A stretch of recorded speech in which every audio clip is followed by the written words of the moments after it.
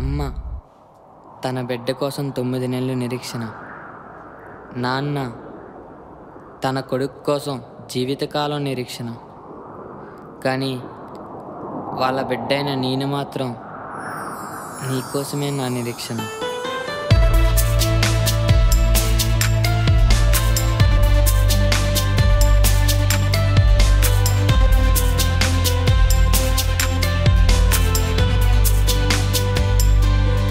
పెళ్ళైపోయి ఉంటే